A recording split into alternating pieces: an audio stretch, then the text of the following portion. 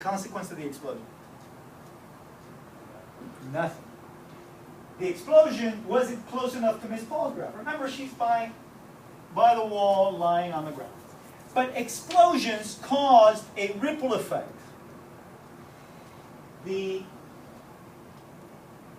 explosion caused a series of things to happen, and above Miss Paul's graph, there were some planks. There had been some construction, and they become dislodged. And it is the planks and not the explosion that fall on Miss Paul's graph, injuring her. So, Miss Paul's graph is now injured, and what does she do?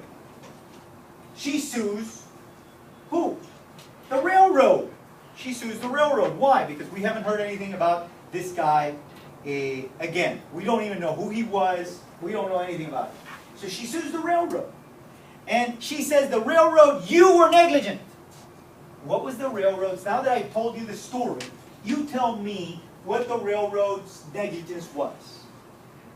What is the railroad's negligence? What do you think she claimed was their negligence? Living stuff. No, it had nothing to do with the bars on top. Well, kind of. Clarify that one a little bit. Concentrate on the behavior of the two conductors. Yeah. What did they do? Focus today. Did they act in a way that would be expected to? So, were they negligent? Would you say they were negligent? They were negligent. Okay? They push some guy onto a train. What happens if the guy falls? They're going to get sued, right? He's paralyzed. They're going to get sued. So their behavior is clearly negligent. So, did they have a duty? Yeah, they had a duty not to behave in that way. And the breach of that duty could have caused severe injuries. So, now Miss Paul's graph sues. Should she win? Who says she should? Why? Why should she win? What was the conductor's fault? Why she got injured? Explain it to me. How is this his fault? Because of the ripple effect. I understand. But remember, he allows these, but not these. So explain to me how the ripple effect makes the conductor liable for Miss Paul's graph's injuries. By him pushing the person with the package. Right? The package explodes. Package fell. And There was an explosion. Explosion caused boards to become dislodged. Boards fell on Miss Paul's graph. Miss Paul's graph is injured. Are you feeling really comfortable with your position? I am. Okay. Anybody else agrees? I do. You agree with him?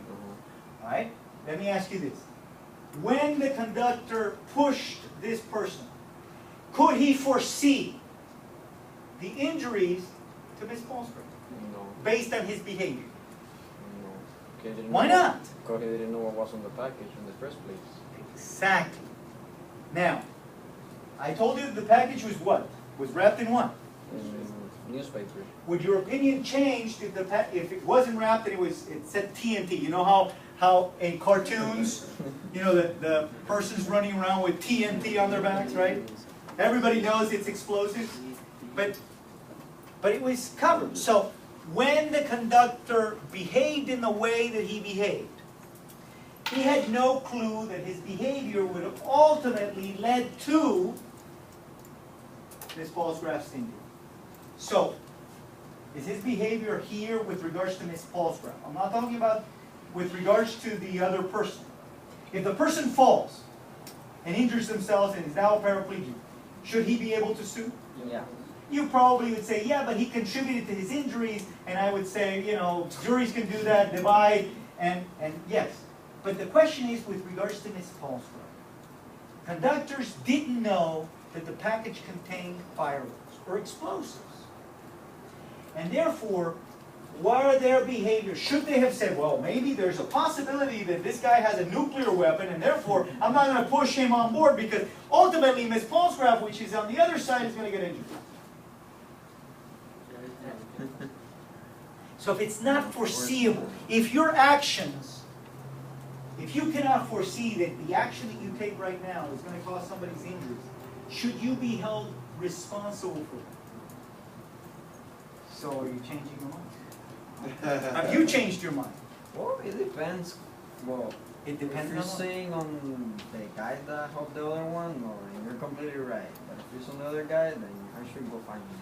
Well, the guy that jumped in that knew that he had fireworks, That's if he had totally been his sued, fault. why do you think he wasn't sued?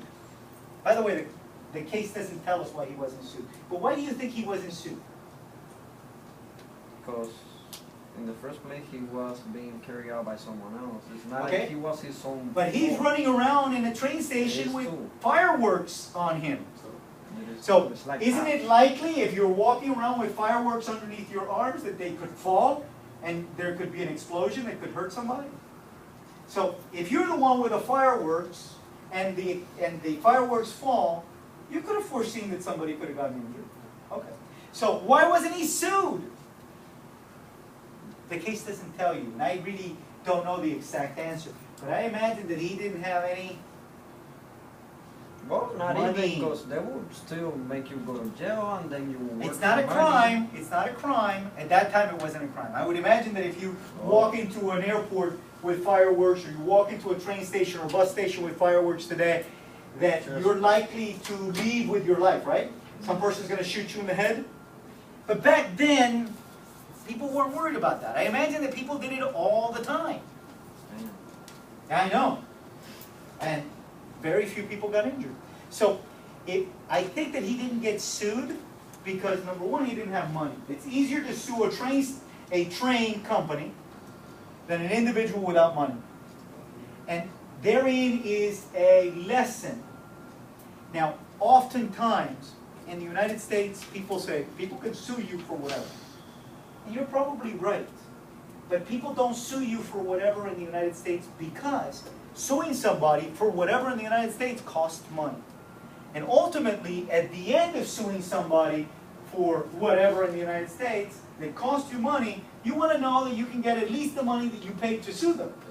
And if the answer is, I can't get it, then you're not going to sue them even though you have the legal right to do that. It's Yes. true you can sue for $20. Yeah, It is true. it is true. For that little. You can sue for even less than that. And sometimes you recover less than that. And I'll leave you with this because it's 11:52. I'll leave you this. One of the most famous cases in the United States took place back in the, I would say, late 70s, early 80s.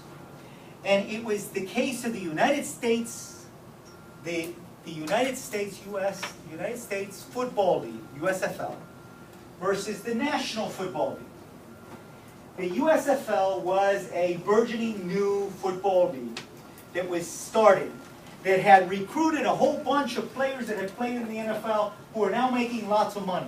By the way, hopefully not, but one of the future presidential candidates owned the team. Donald Trump owned the football team during that time. But what happens? The USFL feels that the NFL is taking action, behaving in a way that prevents them from doing business. In other words, it's not dealing with it on a fair way. It's acting as a monopoly, and we'll talk about monopoly in another class. It's acting as a monopoly, and it sues the NFL and says, you NFL are a monopoly, and your monopoly of viewerships and TV stations and products are injuring us. And they went to court. It was a famous case. That must be hard. And the USFL won. Let me say that again. The USFL won. And the jury found that they won $1. No. They won $1. So after millions and millions of dollars spent in suing and witnesses and the whole thing, they won $1. And as a consequence, you don't know, you haven't heard about the USFL because even though it won, it didn't get any benefit out of winning. And therein is a lesson about business and law. The fact that you can win doesn't necessarily signify that you should try. Because if you cannot get the outcome, which is a business benefit, then it's throwing bad money, good money after that. All right, ladies and gentlemen, if I do not have your email address, and if I have not invited you to participate in the course site, then you must leave me your email address today in a clear fashion. In other words, I must be able to read what you wrote. If I can't, then I'll send the invitation and you won't get it. Now, if that happens, and it will happen, just like he's a good goalkeeper, but sometimes they score goals on him, right? Sometimes they do. If that happens, and I know that you're going to be careful, but it still happens, this is my email address. So if you haven't received it from me, send me an email, say, Professor, I still haven't gotten it. Could you please send me an invitation? And I will, yes. Like for the assignments for last week, Yes. are we going to be able to do it? The answer is I don't want you to worry about those. So the answer, the simple answer is no, because I want you to do the assignments after my lectures, so that, because they're reinforcement. You weren't here, you didn't see the lecture. So your question to me is, will it count against me? And the answer is no, I won't count it against you because you weren't here, but they will begin to count against you in the future. So now that you're here, now that you are here and that you're involved in whatever, then it will. But those are not going to count against you. However, on course site, there are assignments for next week that must be done before next week. Okay? There are 2 quizzes. They're simple quizzes, not a big deal. And there's a series of questions that need to be answered. Usually the Friday class, take the time that you would have been here to answer those questions. If you have done your quizzes, if you've done your work, I'm going to collect it before you leave. Okay? So, again, your email addresses if you don't have it. If I don't send it to you, this is my email address. The rest of you may, once you sign the attendance, may go. So Professor, we have to print out the assignments and the quizzes and where do you send the... Those, yes. Once there will be some that will be graded automatically by, and you'll submit those. These I want you to bring because even though today we're like 80% new, generally we're going to discuss them in class. Okay? Today we're not going to discuss them in class because 3/4 of the class didn't do them.